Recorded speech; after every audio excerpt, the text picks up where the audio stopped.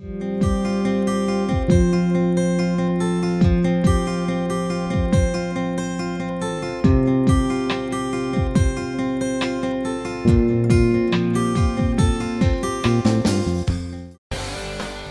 R. Sugaraj Samuel. He is working as a professor in physics at New College, Chennai. He is also training students for IIT JEE, AIEEE and BIT SAT. He has more than 16 years experience in both teaching and research. He has published a book titled The Complete Handbook of Bachelor of Electronic Science Practicals, which is prescribed for the syllabus for BSc Electronic Science by University of Madras. He has presented papers in several national and international conferences and has also conducted many training programs and workshops to motivate energetic students. His research areas are ultrasonic, polymers, crystal growth, and photovoltaic systems. He is experienced in both regular classroom teaching and online teaching as well. Welcome to UGC lecture series in BSc Honours in Physics.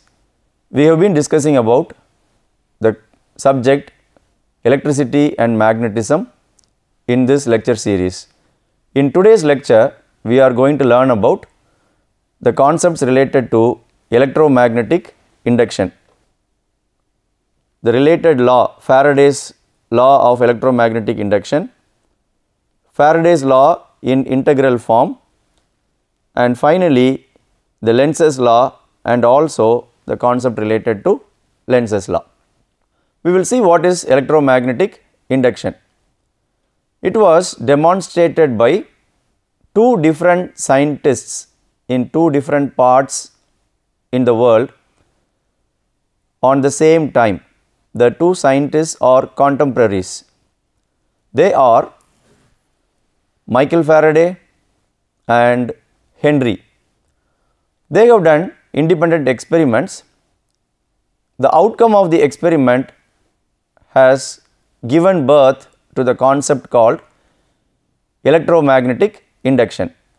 We will first see what experiments they have performed and also learn about the outcome of the experiments and the law which governs the electromagnetic induction. So, we will see what is the kind of experiment they have conducted. The experiments conducted by Michael Faraday in England in 1831 and independently by Joseph Henry in the United States that same year showed that an EMF can be induced in a circuit by a changing magnetic field. The key point that we have to keep in mind is the magnetic field has to change. The changing magnetic field with respect to time is able to produce a kind of EMF. That phenomenon is called electromagnetic induction. There are lots of intricate points in the electromagnetic induction. We will learn about them one by one by understanding the experiment that they have performed. This is one experiment Faraday has performed. This diagram gives the full illustration of the entire experiment performed. Here is a coil which is connected to a galvanometer, a measuring instrument, which will show the direction of current and also how much current is flowing in the coil. That could also be to some extent measured using the galvanometer. And remember one point, this circuit does not have any EMF source on its own. It does not have a battery or any other source. When a magnet with its north pole towards the coil is brought towards the coil, there was a deflection observed. There is no physical contact between the coil and the magnet, and this kind of deflection was observed only when the magnet was moved. It is shown by the arrow mark here. And second diagram depicts it is not moved, it is just kept. The magnet is not moved and there is no deflection found in the galvanometer, that means there is no induction happening in the coil. And the next case, when the magnet is withdrawn, it is moved away from the coil, the arrow mark is again showing outwards from the coil. So, in that case the deflection is again found, but in the opposite direction comparing to the first, it is in the opposite direction, and the current directions are also marked here. Here it is in one sense in the first case, and in the last case the current sense, the direction of current is reversed. These were the experiments performed by Faraday. These experiments are called Faraday's experiments on electromagnetic induction. This was done by him accidentally, and the explanations were sought for these observations made, and lots of modifications were also made on the experiment, namely using a magnet with different magnetic moments, stronger magnets and weaker magnets.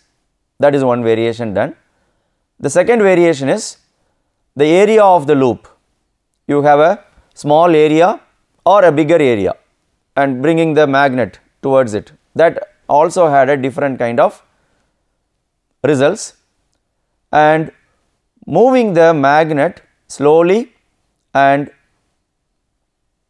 fast, that variation, when these were all brought into the experiment with the variations as I have mentioned, each could give a kind of revelation about the results. And what about the explanation that Faraday could arrive at? This was also one such experiment he has performed. Instead of using a permanent magnet, another kind of experimental setup was made. Here we have a battery and we have a ring which works on the principle of again electromagnetic induction. The coils are wound, the coils are not physically in contact. We have a insulation around this ring, and when this switch was closed, when current was just flowing, there was a deflection noticed here. When the contact was broken, the switch is when made off, the deflection was found in the opposite direction. So, it was just not only the permanent magnet which could have the electromagnetic induction effect, even a current carrying coil also could produce the same kind of electromagnetic induction. And how fast the switch is closed, how fast it is broken, all these were consolidated to arrive at the result. The results of these experiments led to a very basic and important law of electromagnetism known as Faraday's law of induction.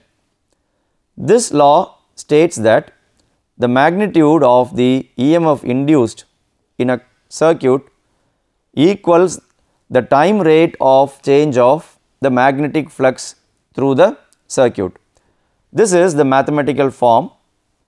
This is the EMF. It is equal to negative of the rate of change of flux. Here the flux phi is given by this expression, it is integral B dot ds.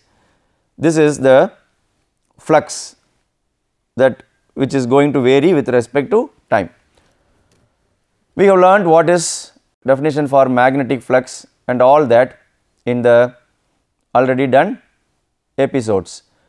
And point forward, when we take this equation for analysis, lots of information we get from this. This is a consolidated equation.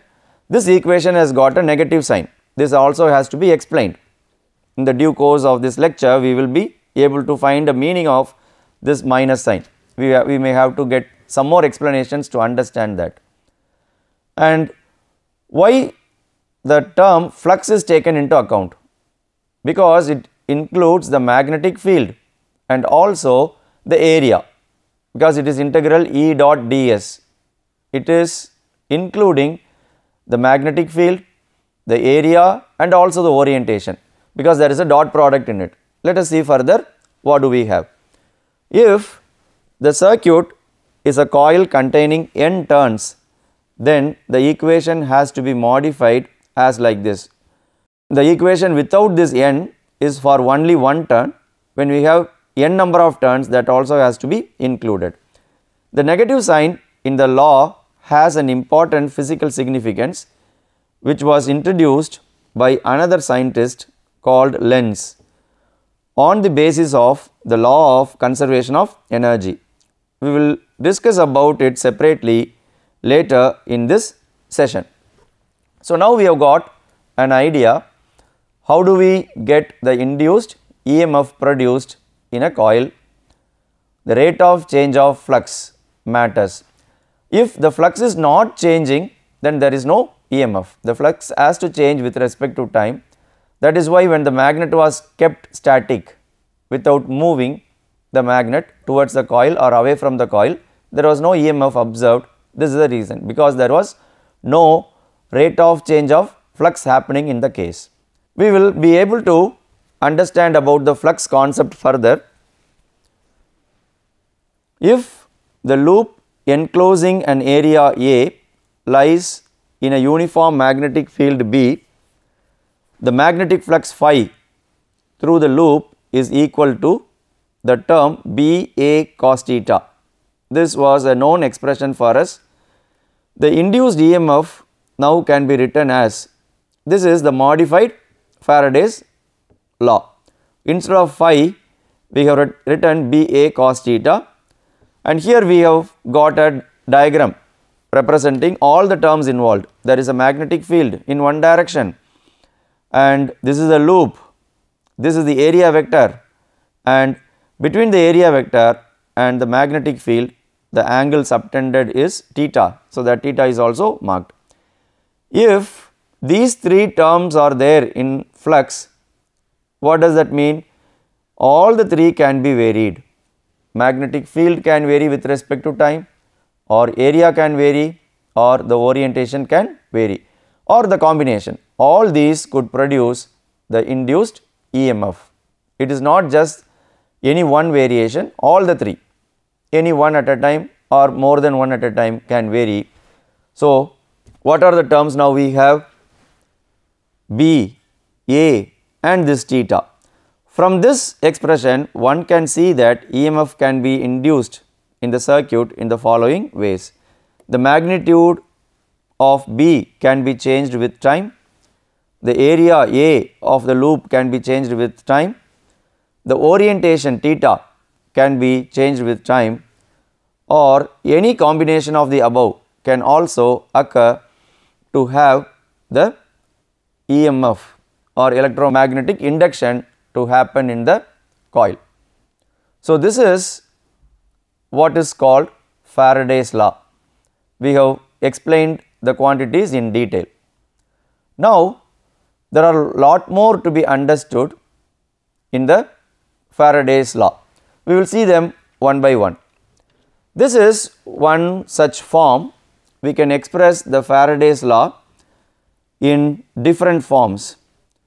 Faraday's law can also be given in different forms with the help of mathematical tools. This equation is in the integral form. We have the EMF here, no, it is nothing but the potential, or which is we call that as EMF.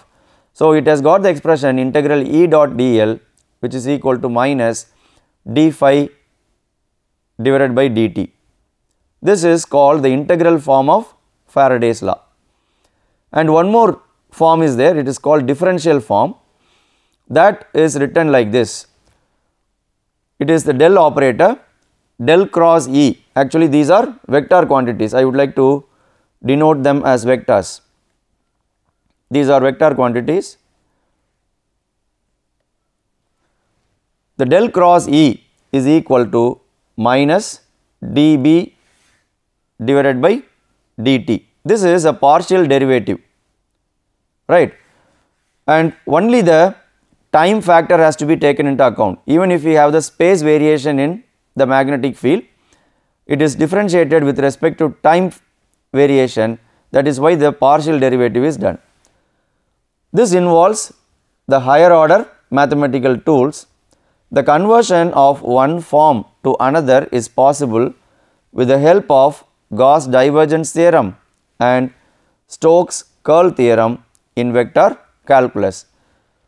The mathematical part I just avoided in this case because it will eat up the time, but rather than going into the mathematical simplification, I wanted to give the final form so that we could remember the Faraday's law in the integral form and also in the differential form as I have shown you. Now, we need to find out the meaning of the negative sign that is appearing in the Faraday's law. So far what we have discussed, the magnitude of the EMF alone has been discussed. When we say there is an EMF, it develops a current, induced current in the coil, which was shown in the diagrams. In the arrow marks showed the direction of current. What decides the direction of current? To understand that, we should get the meaning of the negative sign that is used in the Faraday's law. So, we will see the significance of the sign that is used. Faraday's law indicates that the induced EMF and the change in flux have opposite algebraic signs. This has a very real physical interpretation that has come from the Russian physicist Heinrich F.E. Lenz, to be known as Lenz's law. The Lenz's law gives the complete explanation for the Faraday's law with the reason for introducing the minus sign. The induced EMF and the rate of change of flux, they are having opposite algebraic signs. This law gives the explanation. The explanation goes in this way. The polarity of the induced EMF is such that it tends to produce a current that creates a magnetic flux to oppose the change in magnetic flux through the area enclosed by the current loop. The key point I would like to show here is oppose the change. This is the key point that we need to keep in mind. I will come back to this explanation. We will go ahead with the law and its explanation. I will come back to the statement what I have highlighted. That is, the induced current tends to keep the original magnetic flux through the circuit from changing. One can see this law as a consequence of the law of conservation of energy. There are a lot more points to be understood from the statements that we have read now. The induced EMF is developed in such a way to oppose the change. That is one way of saying it. The other way is it does not allow the magnetic flux to be changed from its original value, and it opposes the change. That is one school of thought. The other one is it is preventing it from changing. That means it is supporting, complementing in some way for the change, to oppose, to resist the change. This is the meaning. When we have a coil and the magnet is brought into this, the flux passing through the coil is changing, right. When such a change is happening, this has the induction, electromagnetic induction is happening, that develops current in this coil. What about the direction of current, whether it is in one sense or the opposite sense, that is decided by the energy conservation principle. When we introduce a north pole, the magnetic flux will increase. So, it will produce a magnetic field to oppose the increase in magnetic flux. Some sort of diagrams will help us to understand this concept. So, look at these diagrams. This is one quick way of understanding it. Here we have magnetic field marked as cross marks. That means the magnetic field is into the page, it is getting in, and we have a closed path here. Here we are having a conductor, these are also conductor, the rails, and we have a resistor. When this is moved away towards the right, so it is marked with the velocity, when it is moved, there is a force which is pulling it towards the left.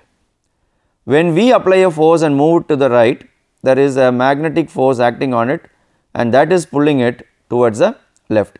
So, it is not that easy to increase the flux. By moving it to the right, what do? We try to increase the flux that is passing through this, and that develops a current which is marked in this direction. And on the other hand, when we move it towards the area, that means we reduce the area, the magnetic field that is passing through is reduced. So, the flux is getting reduced. In that case, the force is acting to the right. So, the flux variation is opposed. So, the current is developed in the other direction. If you carefully use the right hand thumb rule, the current direction is chosen by the circuit in such a way that would develop a magnetic field to oppose the increase or decrease in the magnetic flux happening in the two cases. Because this force is developed, there is an energy, because there is work done, the energy is involved. This is due to the consequence of the energy conservation. One more such diagram will enhance our understanding. Have a look at this diagram too. We have a coil, the north pole is moved to the right, and the direction of current is marked here. Why the direction is in this way? If you use right hand thumb rule properly, this develops, it is shown here. It produces, this is not for the magnet, it is the magnetic field produced by the coil because of the induced current. It produces magnetic field outwards to oppose the increasing magnetic field here. So, in another way, when we bring a north pole towards the coil, this part of the coil becomes a north pole. What will happen? North pole will repel. So, energy conservation comes into the picture. It is not that easy for us to introduce the north pole into the coil, because this part of the coil will become a north pole to oppose. What will happen when we withdraw the north pole? When we withdraw the north pole, this will become south pole, and the withdrawal is also resisted because attraction comes into the picture. So, have a look at the second diagram. Here the north pole is withdrawn, that means the flux is going to reduce. So, the current direction is in such a way so that it increases the flux. So, thus this end becomes south pole, this south pole will attract the north pole, this part of the ring will become the south pole when the north pole is moved away. So, even moving the magnet away is also difficult. Moving the magnet towards the coil is also difficult because there is a opposition.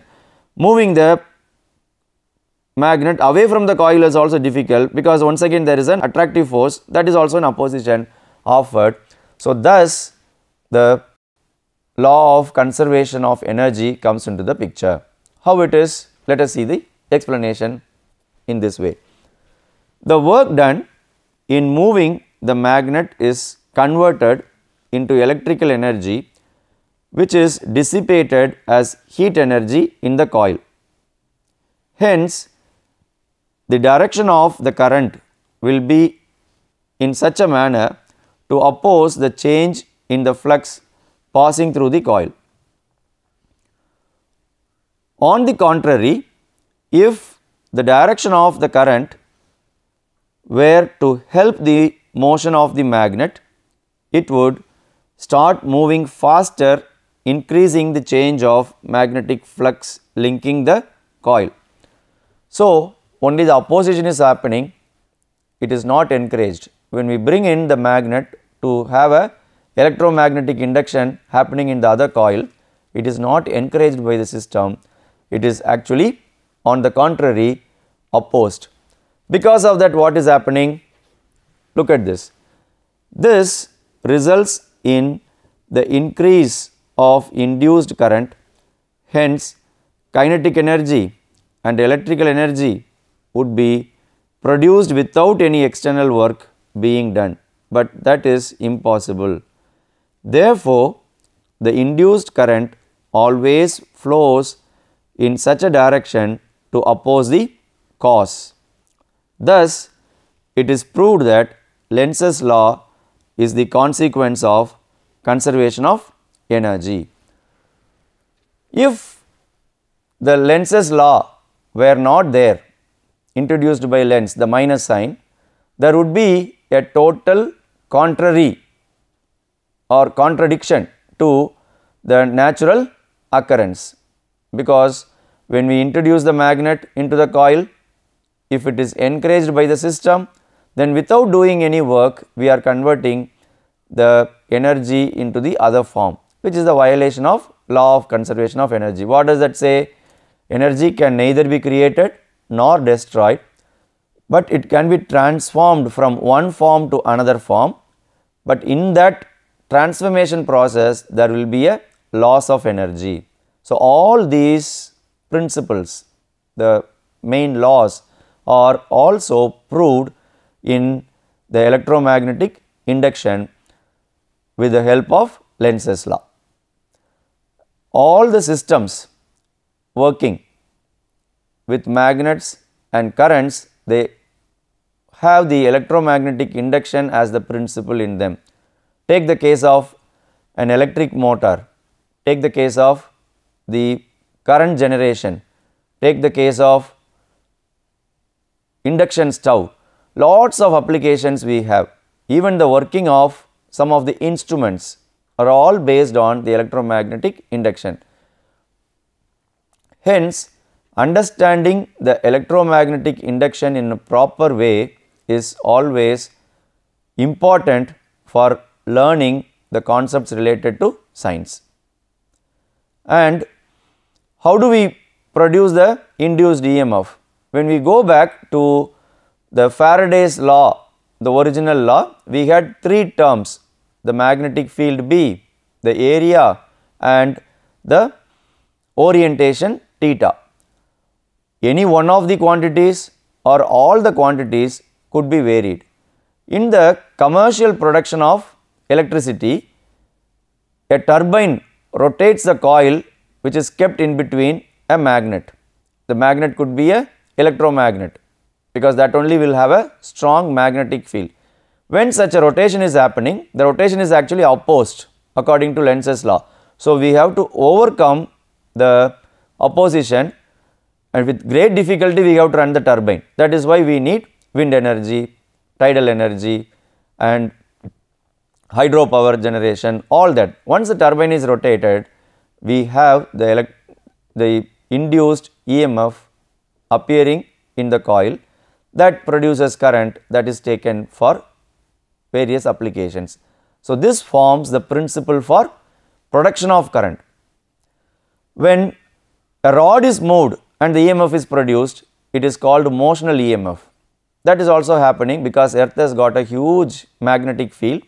Though it is a weak magnetic field, we can rotate the coil in the magnetic field of the earth with the help of wind energy, with the help of the tidal energy and all that, and that also would produce induced current, induced EMF.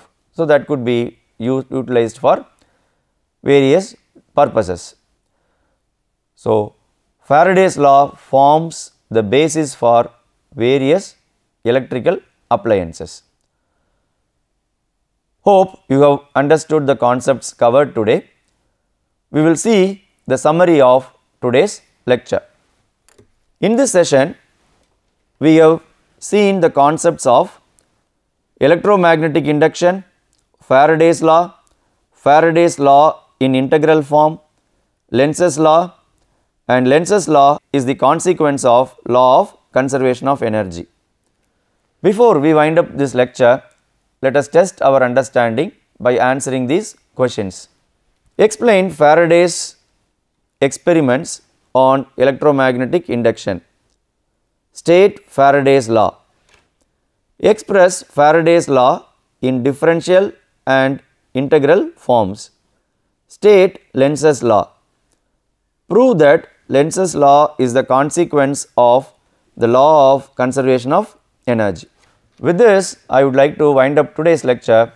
See you in other lectures with the concepts related to electromagnetic induction further. Thank you for watching this program.